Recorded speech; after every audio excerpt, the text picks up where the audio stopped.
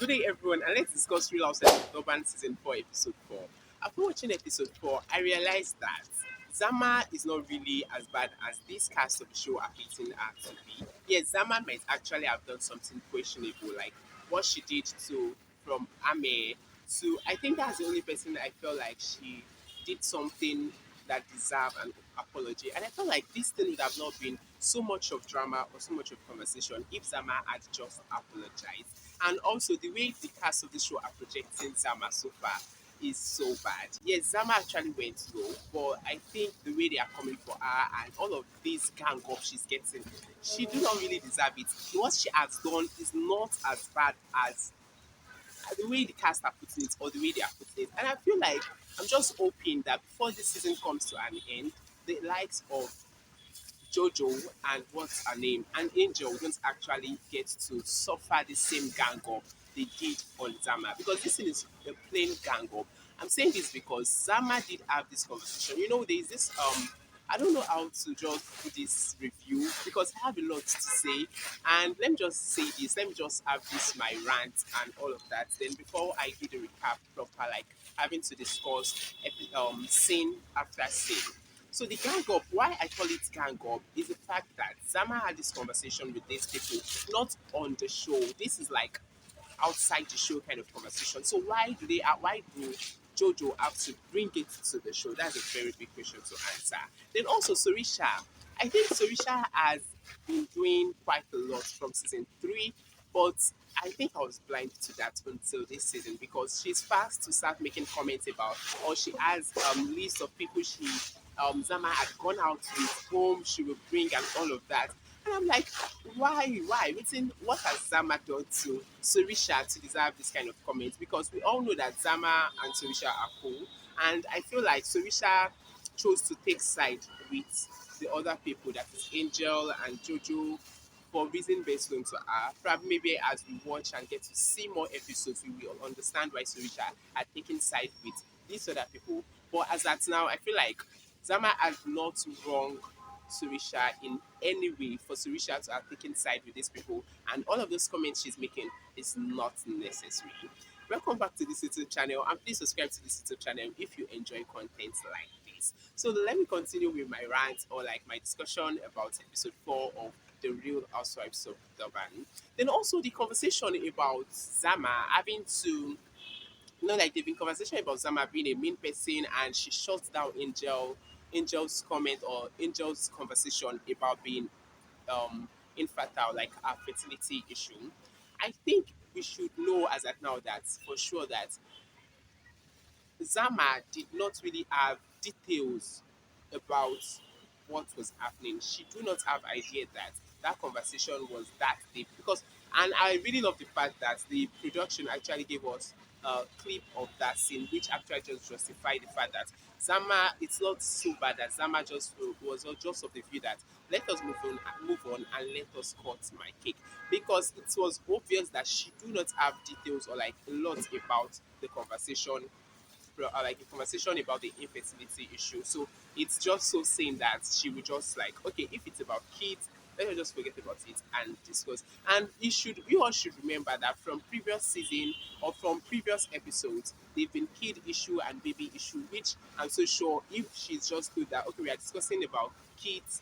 I think it's just so sensible that she will just shut down that conversation because it might come across like they are trying to open or trying to go back to the conversation which has already been solved or which they do not even discuss about. You know, from first season, she had this back and forth with Angel where Angel don't want to be called a kid or baby and all of that. So I think that's one thing. So this episode, and we also saw Annie, and truth be told, I was very excited when I saw Annie. I don't know why. Probably because we've not been seeing her so far on the show. So I think let me just do. I'll not really do like scene by scene conversation. I'll just discuss the cast this episode. And starting with is Ame. I don't know why I start with that, but I think I started because the episode started back with the birthday Zama hosted, where they discussed their back and forth, where they had that game. And I think for me, it's actually come across to me that the game and the questions Zama asked at that event was something which production put together, and it was just so bad that it was at Zama's event they played it. And I think the thing Zama made, or the mistake, or the flaws or the mistake Zama made, is the fact that she decided to open up about the question she asked. And I also feel like she was too overly like, this is what happened to you. I think it was just too much. She should have allowed Ame narrate her story and not actually force the narration she has about the story and whatnot on Amy. You know, when we were having a back and forth about hijacking or no hijacking, it's come across to me like Zama already had that notion that that is what it is, and whatsoever she had gotten or she had read is just what she wants Ame to put out to people. She don't really want Ame to put out her own narrative, which is a very bad one. She should have just be like, okay, this is what I feel like, but you are just here to actually tell us the true story. And I think there wouldn't have been so much of drama about it. So I feel like Zama needs to apologize for going that low.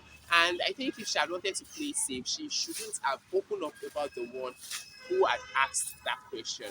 Because I think every other cast of the show wrote questions and were part of that game and submitted something. So I think Zama's mistake was admitting that she asked that exact question. Then moving on to Ame, I think for Ame, I don't really know so much about her. I think this is just the second episode we have seen her, but let us just see how she will really change the dynamic or how she will blend in with the cast of the show. Then one thing I want to discuss about Ame is the fact that in as much as Slee already made clarity that this is what it was to regards the conversation about infertility and Zama shutting down the conversation. Slee already made that correction. Slee already pointed out that okay, it's understandable that Zama might have made that comment because she do not have details or knowledge about what was discussed. But Ame was still there on and trying to just push that narrative that Zama is a witch. And I felt like, no, sis, you should just rest. You are new here. Calm down.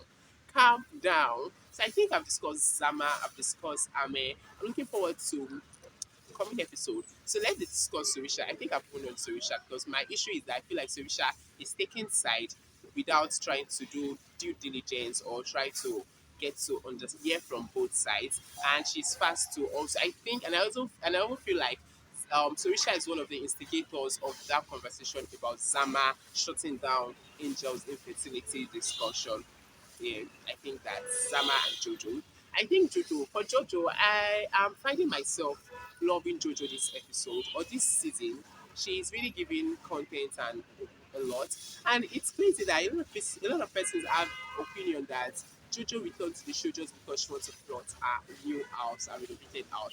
But truth be told, this house is really beautiful and it's deserved if like she had come back to the show just because she wants to flaunt the show. I think she really needs to do that because this house deserved that. It's deserved to be flaunted. Like it's really beautiful. So moving on to for Jojo, I do not like the fact that she's just so fast to throw Zama under the bus, and I feel like maybe they should have just let that conversation be off the screen of conversation. But since they decided to bring it to us, who am I to say no? And you know, if they have not even done all of this, to an extent, I always just look at the good and the bad about many things. Because if they have not really brought this, I think maybe that episode might have not even have drama and all of this controversy. So, and controversy is one thing for Real Housewives.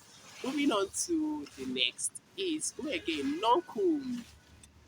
Oh my god, for Nonku, I feel like Nonku also liked this episode. I think there's not so much to Nonku, but why did she lie that she never made that comment about Angel not having good knowledge about construction and just wanting to be in that? It's because Nonku had that conversation with Sorisha or someone where she said, she told Angel about some certain things in construction, like she used some terms, and Angel could not even come up with hers, and all she was saying is, yes, same as I, same as I, same as I. So why is Nonku denying herself? Not cool. So that is one thing for Nonku. Then who else again is on this show? I think I discussed Jojo, Surisha, Maria. Maria and Angel's back and forth seem fishy. I don't know, to an extent, it's not really giving. The story is not adding up. For me, from last episode, I felt like Maria came for Angel because Angel came for the previous season. The previous episode, I don't know why I always mistake episode for season. Like I'm saying this in the sense that from the previous episode, if you guys could remember, Angel was all there trying to, and she was like attacking Maria, and she was not really giving Maria that breathing space because she was there saying, "Oh, Maria and Rowan are shading, Maria and Neil are shading Rowan, and all of that." And I feel like since Angel do not give F or do not care about her, so she just decided to also throw Angel under the bus and attacking her and all of that. So I feel like it's just like a comeback for Maria. And from that episode, I find it very funny that Maria was there shouting, "I do not know you, I do not know you." When you were the one who introduced this person to the show, I understand that you might not know her to a certain extent, but to try to make clarity, it was until Slee called her out. Like, "I knew this lady through you." That's when she was like, "Yes, I do not know her to a certain level." Madam, please try to pick her also. Then what else? Who else is on the show? I hope I'm not forgetting anybody. So this is all I'm discussing for Real Housewives of Durban, season 4, episode 4. Bye for now, and subscribe to this YouTube channel.